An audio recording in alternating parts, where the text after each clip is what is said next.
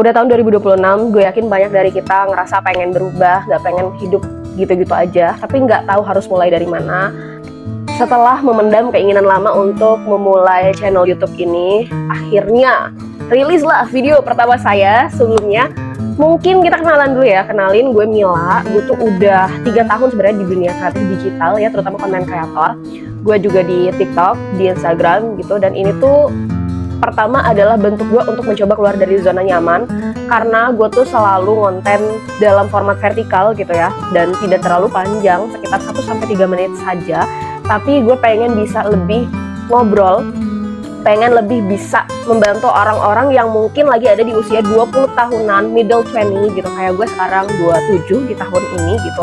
Teman-teman yang mungkin ngerasa masih bingung dengan hidupnya, mencoba menemukan passion, mencoba menemukan hobi, terus yang mulai kehilangan teman-temannya, mulai tidak relate dengan kehidupan teman-teman yang sudah menikah karena kalian belum gitu, mulai dituntut sosial dan ada pandangan bahwa kalian terlambat at some point, padahal siapa yang menentukan deadline itu gitu kan. Dan gue mencoba di sini untuk hadir buat teman kalian ngobrol, menavigasi kehidupan pertengahan 20-an ini. Melewati umur 25, gue pikir semua keresahan, semua kegalauan, semua keraguan atas diri sendiri, dan semua pertanyaan dalam kepala ini akan selesai ya. Tapi ternyata 2 tahun kemudian pun, menginjak usia hampir 27 pun, ternyata gue pun masih bingung gitu.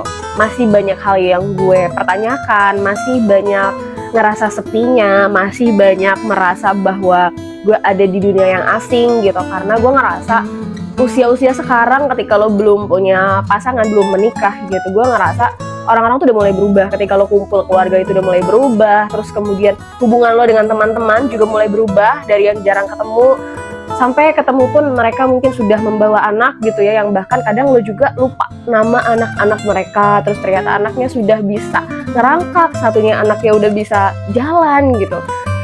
Lo ngerasa terasing gitu di dunia ini, yang mana lo masih ya keseharian lo kerja, mencoba menemukan hobi baru, coba ikut komunitas karena teman-teman lo udah nggak bisa diajakin kegiatan-kegiatan yang mungkin memakan waktu lagi karena punya tuntutan dan tanggung jawab lain. Intinya perjalanan pertengahan 20 ini menurut gue nggak mudah. Semoga di sini apa yang gue share tuh bisa juga relate ke kalian, dan setidaknya mungkin advice-nya nggak membantu, tapi ngebuat kalian ngerasa bahwa kalian tuh nggak sendirian.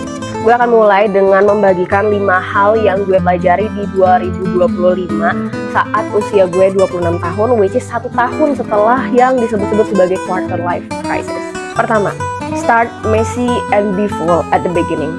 Just like this, gue bikin video YouTube pertama gue ini, gue yakin ini akan sangat jelek, gue yakin akan banyak kurangnya, ini tidak akan sempurna, tapi gue merasa harus memulai langkah pertama ini untuk bisa memperbaiki terus. Dan itulah yang gue lakukan sampai gue bisa menemukan sedikit bagian dari diri gue gitu. Kayak pada awal gue ngonten, tentunya hasilnya nggak sebagus sekarang setelah gue membuat lebih dari ribuan video. Mulai dari cara gue menyampaikan poin, terus kemudian cara gue ngedit, itu pasti berubah banget.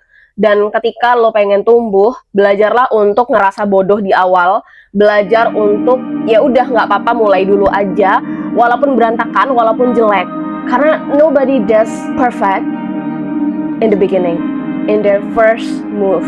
Nggak mungkin. Karena kadang yang menghambat lo untuk maju itu adalah keinginan untuk perfect, sehingga membuat lo menunda-nunda, ngerasa kayak oh kayaknya ini udah banyak deh orang yang share, kayaknya gue nggak lebih pintar deh dari orang-orang. Padahal yang lo bawa itu adalah POV lo sendiri. Jadi kalau lo mau mulai sesuatu, terutama mau mulai konten ya, kenapa konten, karena emang relate sama gue gitu.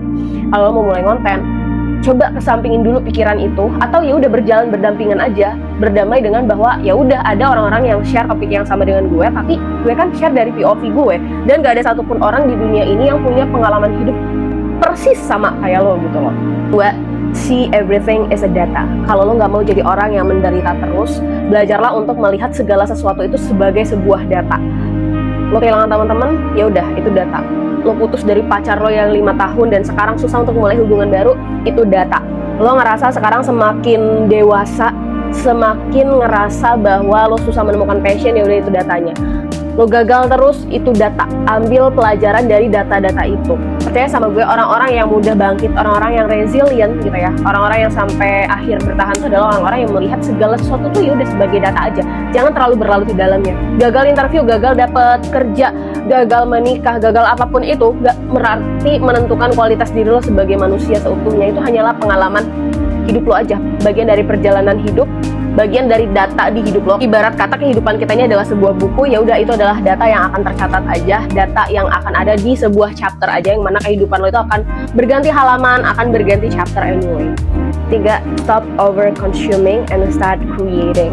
Gue gak men-encourage orang-orang untuk jadi content creator semua, tapi menurut gue salah satu hal di era modern ini yang bikin kita stres terus atau ngerasa ngebandingin diri sama orang lain terus itu adalah karena kita tuh terlalu banyak mengkonsumsi daripada menciptakan sesuatu. Menciptakan ini nggak mesti menciptakan sesuatu inovasi yang besar atau sesuatu yang spektakuler dan mendapatkan Emmy gitu ya, enggak, tapi cobalah untuk mengganti kegiatan konsumsi itu dengan memproduksi sesuatu. Misalkan dengan menulis, walaupun oret-oretan gitu ya, tapi ini tuh akan menjadi sebuah aktivitas yang bisa membuat lo tuh less stress gitu loh, karena semuanya lo tuangkan ke dalam tulisan cakar ayam ini.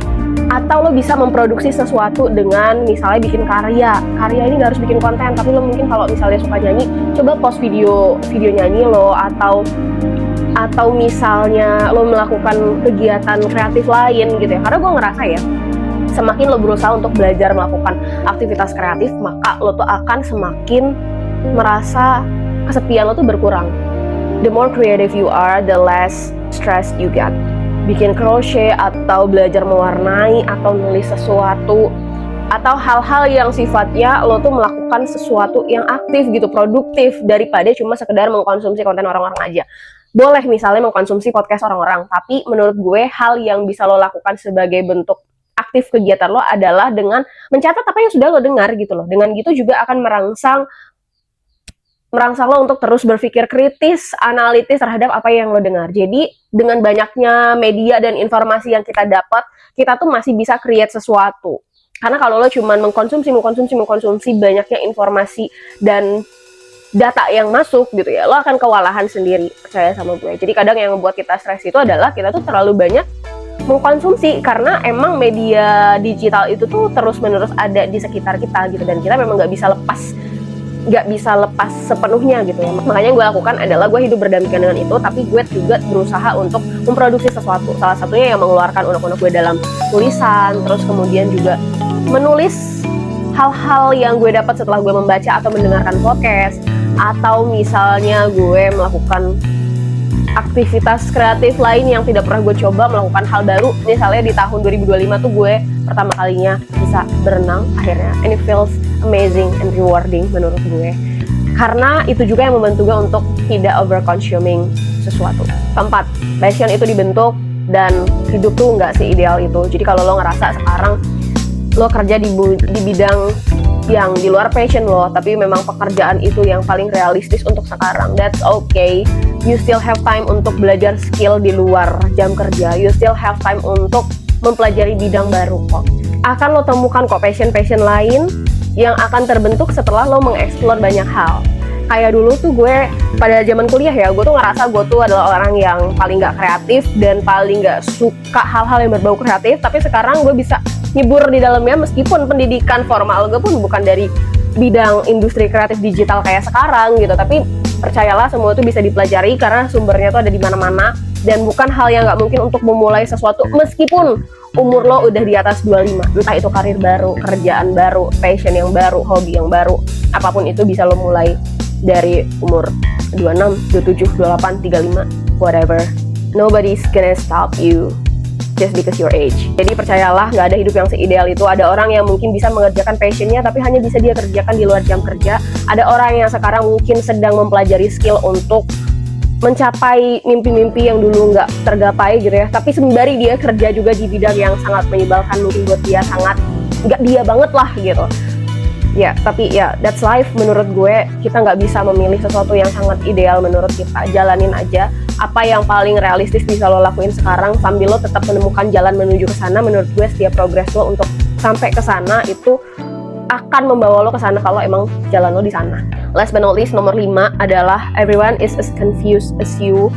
Bukan cuma lo yang bingung di dunia ini, entah itu masalah passion, karir, kerjaan, pasangan hidup, spiritual, semuanya tuh naik turun. Meskipun sekarang lo ngerasa kenal banget sama diri lo ngerasa oh orang-orang sangat baik di sekitar gue, akan ada masa dimana lo ngerasa asing di satu lingkungan yang tadinya familiar. Akan ada masa dimana lo ngerasa kok kayaknya gue gak passion lagi ya ngerjain ini, kok kayaknya gue ngerasa kosong, kok kayak gue ngerasa sepi, gue ngerasa jauh dari teman-teman gue. Everyone is as confused as you, meskipun kehidupannya tuh terlihat normal di sosial media, meskipun mereka terlihat bahagia-bahagia aja. Percayalah, itu hanya sepersekian dari kehidupan yang mereka share, yang mereka pengen share, yang mereka izinkan orang lain untuk tahu. Selebihnya lo nggak pernah tahu, gitu. Percayalah. Tapi satu hal yang gue percaya, meskipun kita punya struggle yang berbeda, satu hal yang gue percaya, meskipun kita punya struggle yang beda, but everyone is as confused as you. Mereka juga masih belajar mengenal diri sendiri, belajar menemukan dirinya sendiri juga. Mereka juga kesepian, just as lonely as you. Segitu dulu sharing hari ini, semoga kalian ngerasa nggak sendirian dan tetap tungguin video gue selanjutnya. Semangatin gue untuk konten di platform ini karena gue pengen belajar untuk keluar dari zona nyaman dan gue pengen lebih bisa panjang gitu sharing sama orang-orang terutama yang mungkin sedang berusaha untuk menavigasi hidupnya di usia 25 ini. Gue akan banyak share soal buku yang gue baca, soal pengalaman hidup dan pelajaran hidup yang gue dapet gitu, cara gue menavigasi dan menemukan life balance gue, cara gue ngatur duit, pokoknya overall seputar personal development yang lo butuhkan di usia 20 tahunan. So, I'll see you in the next video. Save dan share video ini kalau lo rasa bermanfaat. Komen di bawah kalau lo juga ngerasain hal yang sama, dan jangan lupa subscribe.